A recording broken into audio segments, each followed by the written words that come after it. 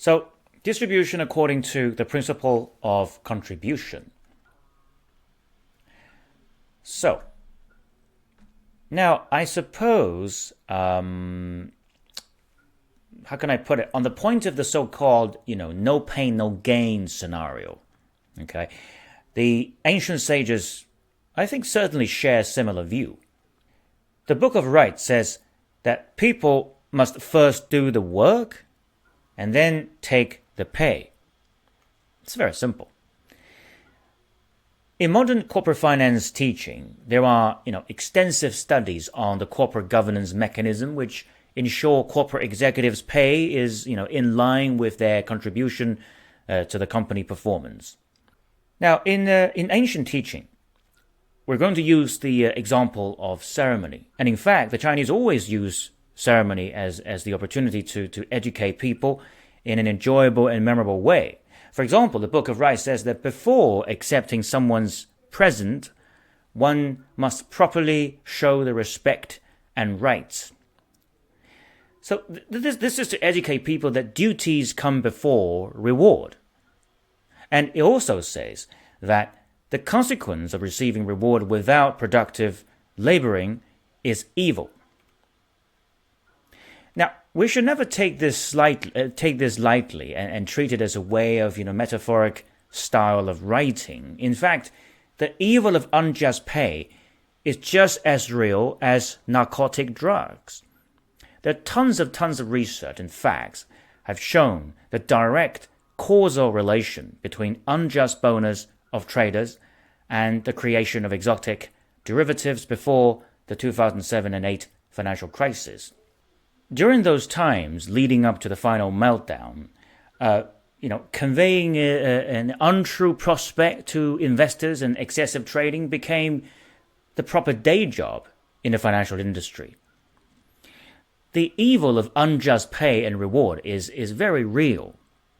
Therefore, the work that we are referring to must have real contribution to the society and people's life, not just work for work's sake. It must have real contribution. So this means that distribution must be in line with the principle of contribution. And equal distribution does not mean a simple averaging in monetary term. So according to the teaching of ancient sages, equal distribution comes from the realization of equal opportunity. And it is the opportunity that allows people to, potentially generate the same amount of income. I think this concept is quite practical. Even if we cannot achieve 100% equal opportunity, we should at least try to maximize that and let the majority of the population have an opportunity to make use of their talent and ability. This is very similar to the concept of full employment, which always allows for some frictional unemployment because of a skill mismatch. So although this cannot be done overnight, I guess the promotion of equal opportunity should be driving our economic development and policy making.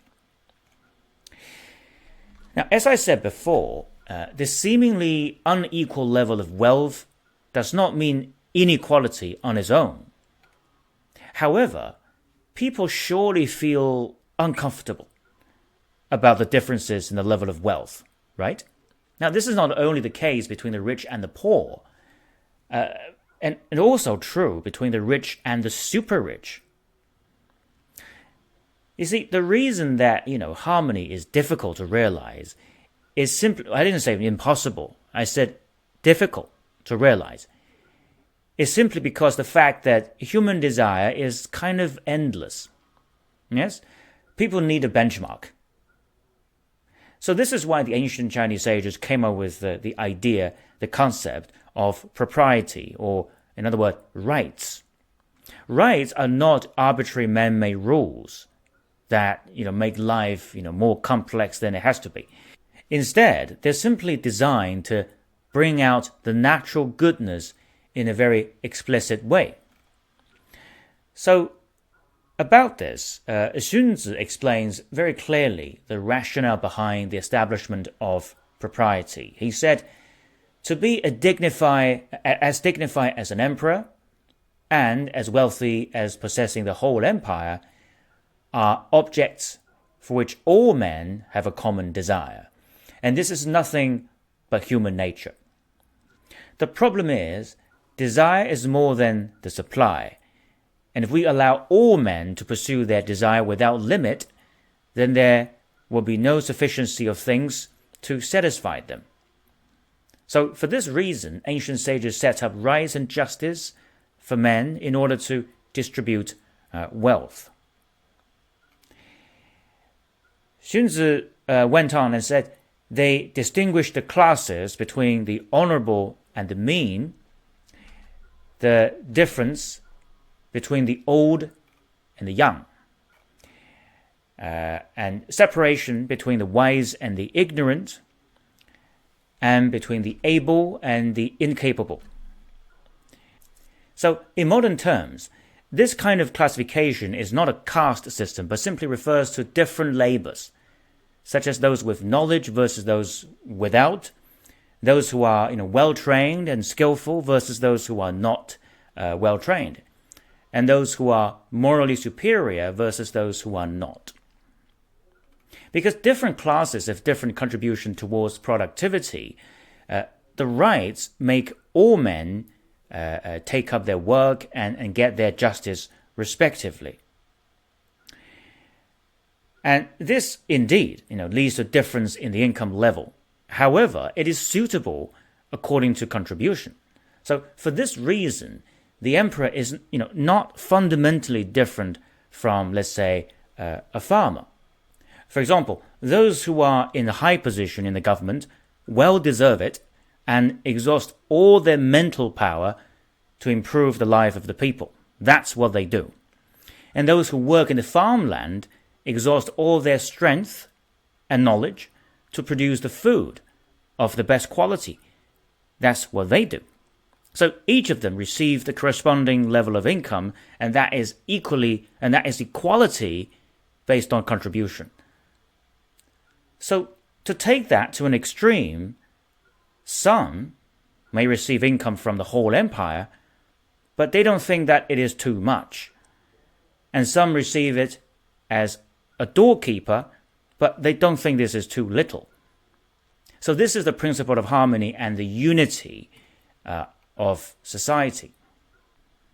So to simplify the social principle of Confucius, we can say that there are two divisions of men. Of course, there's a simplified version, right? There is one with great moral standard, knowledge, and capability, and they are in the honorable position. And there are those in the mean position with inferior moral standard, knowledge, and capability. Well, the inferior moral standard doesn't necessarily mean immoral, but morally superior men usually demonstrate very strict discipline and selfless thought, and they should occupy high position. So the word rich should come with the word honorable. Really honorable. I mean morally honorable. And the word poor come with the word mean. Now, you may wonder, well, this is not as equal as I thought it would be, right? Clearly, there are still differences in the social classes and wealth. For example, many people question the justification of a salary of a young graduate in the investment banking industry as compared to some other graduate jobs that offer lower starting salary. This issue was just as real as it was in the past. But the point emphasized by the ancient sages is that there shouldn't be any barrier that confine people to any of those classes. And belonging to which class is entirely based on one's own ability. For example, some finance students have asked me, how to become qualified to work in the private equity industry, because it is clearly well paid. And I said to them, well, first of all, you must ask yourself, if you are genuinely interested in the operation of companies. Is there any industry sector that you want to specialize in? Can you get at least a merit in your corporate finance exam? Or are you willing to put in the hours, etc., effort to do that?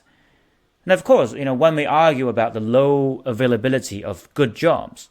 But we must understand, even with the factor of luck, those lucky ones who have a good job should be recruited largely based on their true capability.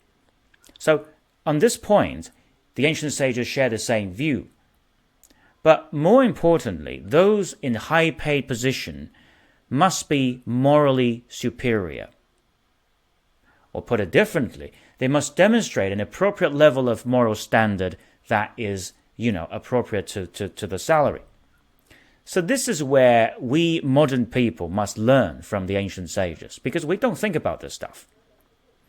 History has shown time and time again, without a desirable moral standard, being in a high position usually leads to disaster.